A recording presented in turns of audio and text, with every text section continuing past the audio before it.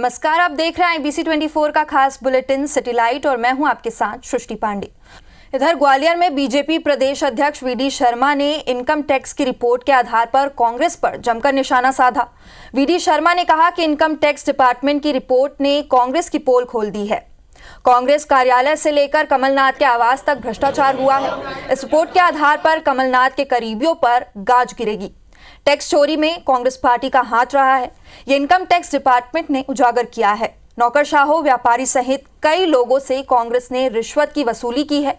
छिंदवाड़ा के विकास को लेकर खोखले दावे करने वाले कमलनाथ इस बार छिंदवाड़ा की जनता से नहीं मिल पा रहे हैं। भ्रष्ट कमलनाथ की मुश्किलें और बढ़ने वाली है।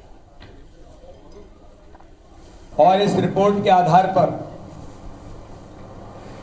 कमलनाथ के करीबियों पर तो गाज गिरेगी ही। कर चोरी में किस प्रकार से कांग्रेस पार्टी का हाथ रहा, ये इनकम टैक्स डिपार्टमेंट ने स्पष्ट तौर पर इसे उजागर किया है। लोकसभा चुनाव से पहले आयकर विभाग की ओर से कांग्रेस के खाते फ्रीज करने पर शुरू सियासत तेज हो गई है। खाते फ्रीज होने के विरोध में आज कांग्रेस कार्यकर्ताओं ने भोपाल, जबलपुर और दतिया में लोगों से चंदा मांगकर चुनाव लड़ने के लिए फंड जुटाने के साथ आयकर विभाग की ओर से की गई कार्रवाई का विरोध किया।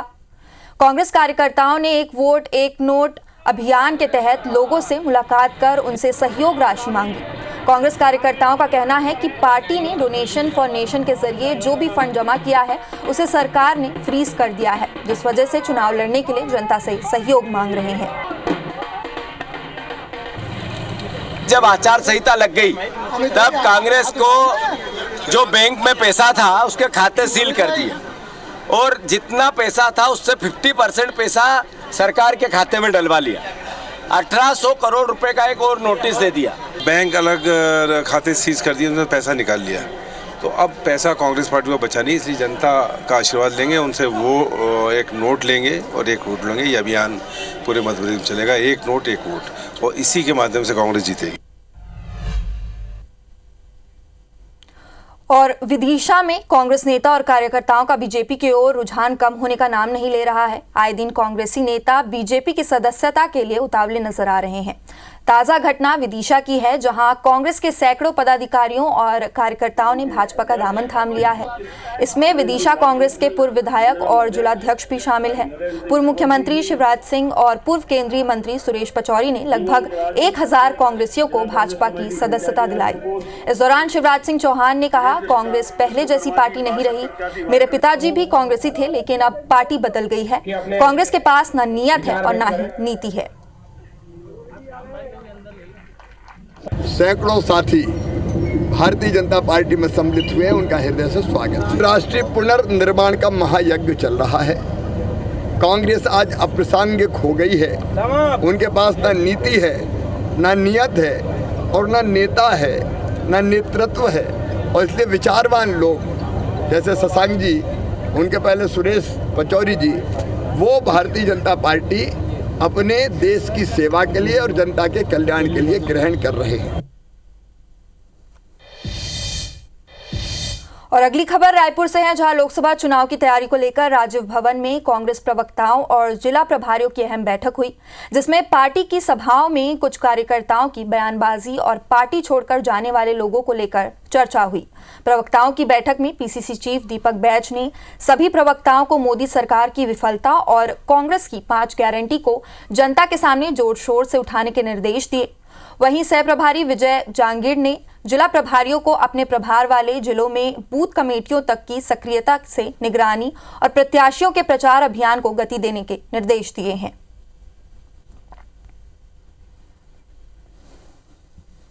Bharatiya Janata party plan B लेके चल रही है, जो इस तरह से हमारे कार्यकर्ताओं को उकसाने का काम कर रही है। हम लोग उस चीज़ को समझ रहे हैं। डैमेज कंट्रोल बिल्कुल इसके लिए भी हम लोगों ने प्रभारियों को दिशा निर्देश कर दिया और हमारे इसके लिए जल्दी सीनियर लोगों का एक टीम गठित करेंगे। रायपुर के मेडिकल कॉलेज ऑडिटोरियम में बीजेपी के चिकित्सा प्रकोष्ठ का सम्मेलन हुआ, जिसमें प्रकोष्ठ से जुड़े चिकित्सकों से भाजपा को जिताने की अपील की गई। उनसे कहा गया कि प्रत्येक डॉक्टर हर दिन दर्जनों मरीजों से संपर्क में आते हैं। फिर से मोदी सरकार बनाने के लिए मरीजों और उनके परिजनों से बीजेपी को वोट देने की अपील करें। इस सम्मेलन में प्रदेश के स्वास्थ्य मंत्री श्याम बिहारी जायसवाल समेत चिकित्सा प्रकोष्ठ के पदाधिकारी और रायपुर के जाने माने डॉक्टर भी मौजूद रहे। इस मौके पर चिकित्सा प्रकोष्ठ की ओर से स्वास्थ्य मंत्री को कई मांगों को लेकर ज्ञापन भी सौंपा गया। साथ ही कार्यक्रम के दौरान कई चिकित्सकों ने बीजेपी में प्रवेश किया।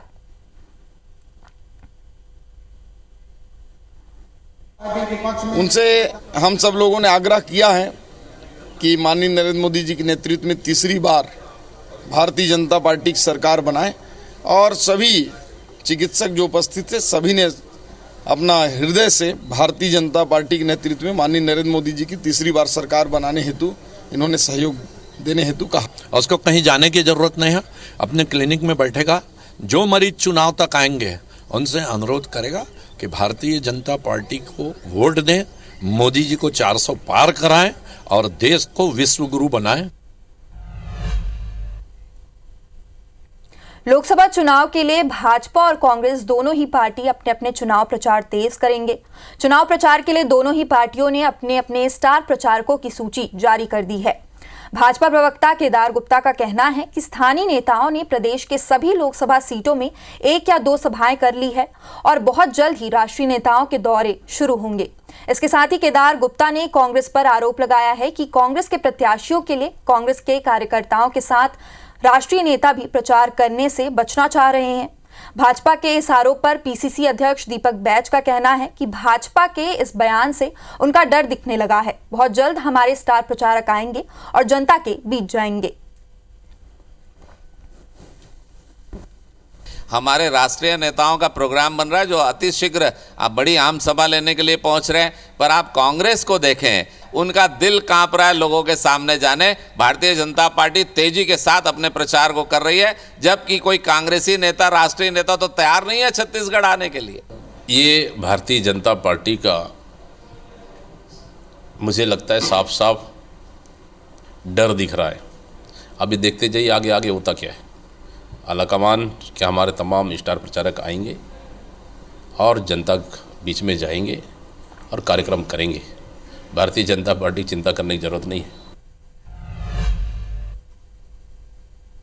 और अगली खबर भोपाल से है, जहां पे आरजीपीवी में हुए फर्जीवाड़े को लेकर एबीवीपी ने पुलिस कमिश्नर ऑफिस के सामने तंबू तानकर धरना दे रहे हैं। राजीव गांधी प्रौद्योगिक विश्वविद्यालय में हुए भ्रष्टाचार के मामले में एफआईआर होने के बाद भी आरोपियों की गिरफ्तारी न होने से एबीवीपी के कार्यकर्ता नाराज हैं। उन्होंने चेतावनी दी है कि जब तक आरोपियों की गिरफ्तारी नहीं होगी तब तक विरोध जारी रहेगा। पिछले दिनों राजीव गांधी प्रौद्योगिकी विश्वविद्यालय में करोड़ों रुपए के गबन के मामले में राज्य सरकार ने कड़ी कार्रवाई की थी। सीएम डॉक्टर मोहन यादव ने फर्जीवाड़े की जांच के आदेश दिए थे, जिसके बाद आरजीपीवी के कुलपति प्रोफेसर सुनील कुमार, निलंबित रजिस्ट्रार आरएस राजपूत, वित्त नियंत्रक ऋषिकेश वर्मा, लाभार्थी मयंक कुमार और दलित सक सोहागपुर और 4 अन्य के खिलाफ भोपाल के गांधीनगर पुलिस स्टेशन में मामला दर्ज किया गया था। इस मामले में अभी तक किसी भी की गिरफ्तारी नहीं हुई है। मैं पुलिस प्रशासन से पूछना चाहता हूं कि क्या ऐसी मजबूरी है, क्या पैसों का दबाव है, सुनील कुमार गुप्ता का दबाव है या आरएस राजपूत का दबाव है कि आप उनको ऐसे भ्रष्टाचारियों को। हम अनिश्चितकालीन धरना हमारा जारी है, हमने काली पट्टी भी बांधी है। हम ये संकेत दे रहे हैं कि पुलिस प्रशासन अंधा हो गया है और समाज में ऐसी न्याय व्यवस्था पर प्रश्न चिन्ह खड़ा हो रहा है कि ऐसे भ्रष्टाचारी अभी तक बाहर घूम रहे हैं। मुरैना जिले के सिविल लाइन थाना क्षेत्र के मुरैना गांव से पुलिस ने 46 बोरा गरीबों को बांटने वाला चावल जब्त किया है। चावल आरोपी मनीष यादव के गोदाम से जब्त किया गया है। पुलिस ने 3 अन्य आरोपियों को भी गिरफ्तार कर मामला दर्ज कर लिया है। वहीं इस पूरे मामले में सरियाछौला थाना प्रभारी भूमिका दुबे पर गंभीर आरोप लगे हैं। बता दें कि थाना प्रभारी पर आरोप है कि उनसे 46 बोरियों को जब्त करने की औपचारिकता पूरी कर ट्रक को लाखों का लेन देन कर छोड़ दिया गया था। हालांकि पुलिस अफसर इस मामले में जांच कर कार्रवाई की बात कर रहे हैं। वहीं कांग्रेस ने भी इस पर सवालिया निशाना खड़े करते हुए बीजेपी को घेरना शुरू कर दिया है।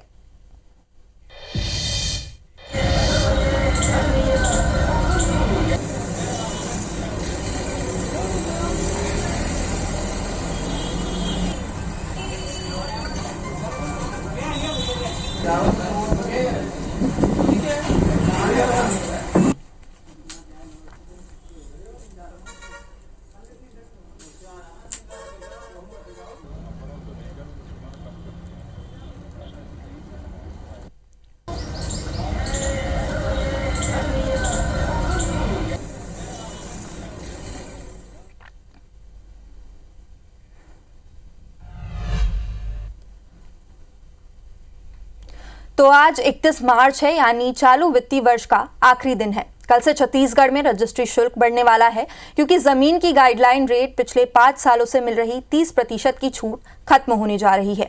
अब जमीन की गाइडलाइन रेट पर ही रजिस्ट्री शुल्क लगेगा। इसके चलते वित्तीय वर्ष के आखिरी दिन रजिस्ट्री ऑफिस में जबरदस्त भीड़ देखने को मिली। रजिस्ट्री कराने आए लोगों से बातचीत हमारे संवाददाता राजेश राज ने की।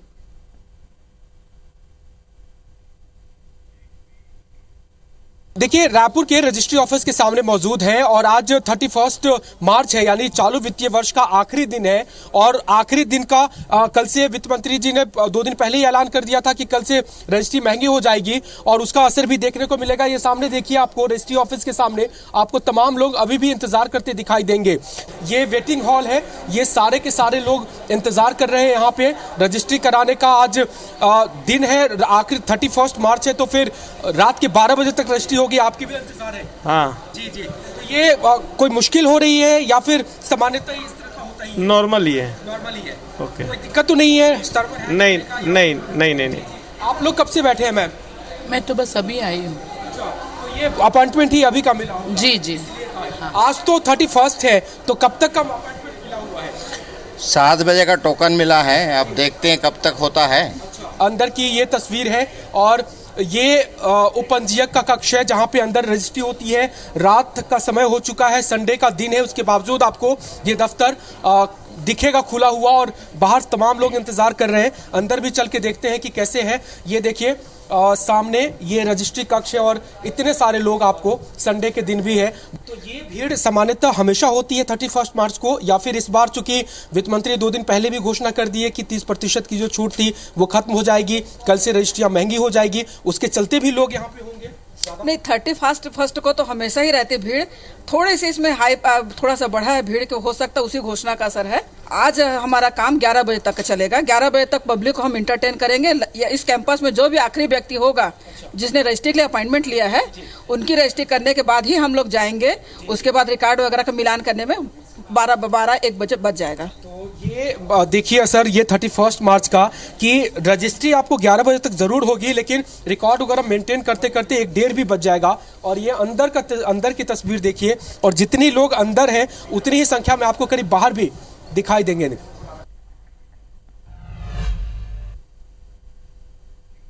छत्तीसगढ़ के जिस गांव में जल क्रांति लाने के लिए करोड़ों रुपए खर्च किए गए, वो गांव आज भी प्यासा है। वहां ना तो जल स्तर बढ़ सका और ना ही लोगों के पीने के लिए पानी मिल सका। आलम यह है कि लोग आज भी पीने के पानी के लिए तरस रहे हैं। इस पर पेश है हमारी ये खास रिपोर्ट।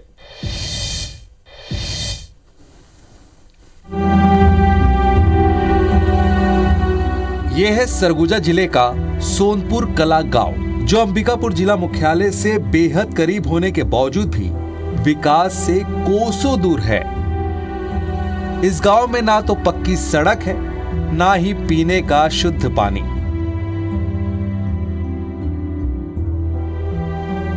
ग्रामीणों के सालों के आवेदन निवेदन के बाद जल स्रोत बढ़ाने के लिए जल क्रांति लाई गई और करोड़ों खर्च कर डैम बनाया गया, जो भ्रष्टाचार की भेंट चढ़ गया है। ग्रामीण बताते हैं कि पानी के लिए कई बार मारपीट की नौबत आ जाती है। सरकारी बोर इसमें 5-10 मिनट मतलब पानी आता है। एक बूंद के लिए मतलब हम लोग पानी के लिए तरसते हैं और यहाँ से बहुत दूर जाना पड़ता है। देवगढ़ है, एक धोड़ी है, वहाँ नहाने के लिए जाते हैं और यहाँ बहुत पानी की समस्या है, कोई भी सुनवाई नहीं होता है। पानी है ही नहीं है, पानी किसी के पास जाते हैं, पानी का कोई सुनवाई नहीं हो। प्रमोद में उनका पास जाते हैं, वो सुनते नहीं हैं। एक मोहल्ला कोई चीज सुनवाई नहीं होता है। फिलहाल क्षेत्रीय विधायक प्रबोध मिंज ने ग्रामीणों को पानी की समस्या को दूर करने का आश्वासन दिया है। वो दिक्कतें उसको दूर करने के लिए निर्देशित हुआ है कि और दूसरे जगह से भी प्रधानमंत्री नल जल योजना में जो पाइप डल रहे हैं, जो पानी की व्यवस्था हो रही है, तो जहाँ पानी की उपलब्धता है वहाँ से पाइप डाल के उस क्षेत्र में, उस घुटरापारा में पाइप लाने के लिए निर्देशित किया गया है। लेकिन अब देखना होगा कि क्षेत्रीय विधायक के आश्वासन पर कब तक अमल होता है और ग्रामीणों की पानी की समस्या आखिर कब तक दूर हो पाती है। अभिषेक सोनी, IBC 24, सरगुजा।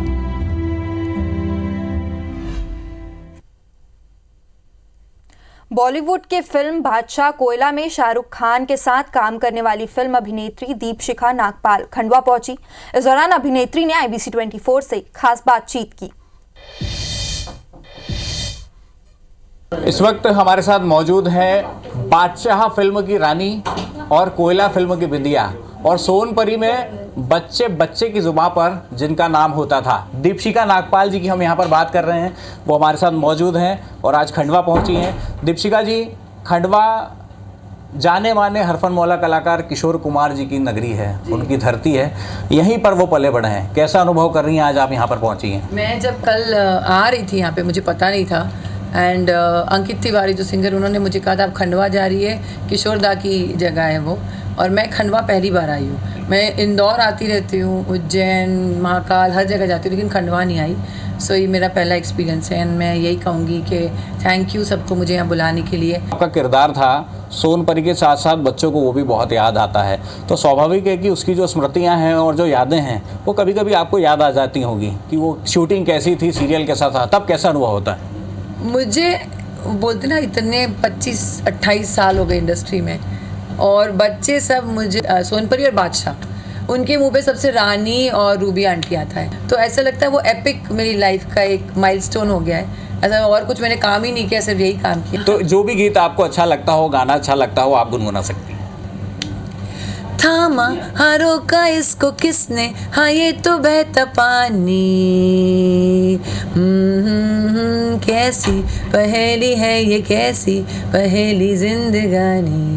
तो ये थी दीपशिखा नागपाल जो अभिनेत्री हैं और भारत के 90s के जितने किड्स हैं वो सोनपरी सीरियल को तो शायद ही भूल सकते हैं और आज हमारे दर्शकों के लिए खास उन्होंने अपनी मधुर आवाज़ भी सुनाई है। प्रतीक मिश्रा, IBC 24, खंडवा। दिल्ली के रामलीला मैदान में इंडिया गठबंधन की बड़ी रैली हुई। लोकसभा चुनाव से पहले विपक्षी गठबंधन की ये पहली बड़ी रैली है। इसमें सोनिया, प्रियंका, राहुल, केजरीवाल की पत्नी सुनीता के साथ इंडिया गठबंधन के सभी सदस्य मंच पर दिखे। कांग्रेस नेता राहुल गांधी ने रैली में मोदी पर जमकर हमला बोला और कहा, लोकसभा चुनाव से पहले प्रधानमंत्री मोदी मैच फिक्सिंग कर रहे हैं और हमारे 2 नेता को जेल में डाल दिया है। वहीं केजरीवाल की पत्नी सुनीता केजरीवाल ने रैली में कहा, मोदी जी ने मेरे पति को जेल में डाल दिया, आपके केजरीवाल को ज्यादा दिन तक ये जेल में नहीं रख पाएंगे।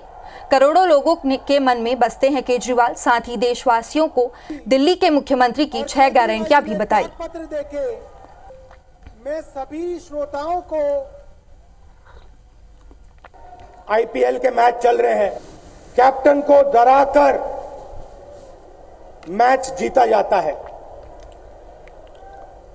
क्रिकेट में उसको मैच फिक्सिंग कहा जाता है। हमारे सामने लोकसभा का चुनाव है। अंपायर किसने चुने? नरेंद्र मोदी ने।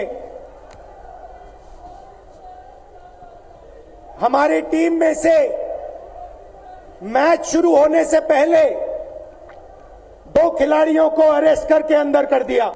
नरेंद्र मोदी जी इस चुनाव में मैच फिक्सिंग करने की कोशिश कर रहे हैं। प्रधानमंत्री मोदी जी ने मेरे पति को जेल में डाल दिया, ये ज्यादा दिन तक उनको जेल में नहीं रख पाएंगे।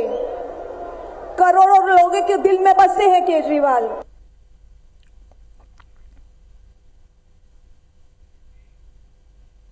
तो फिलहाल इस बुलेटिन में इतना ही, लेकिन तमाम बड़ी खबरों से जुड़े रहने के लिए देखते रहिए IBC 24। नमस्कार।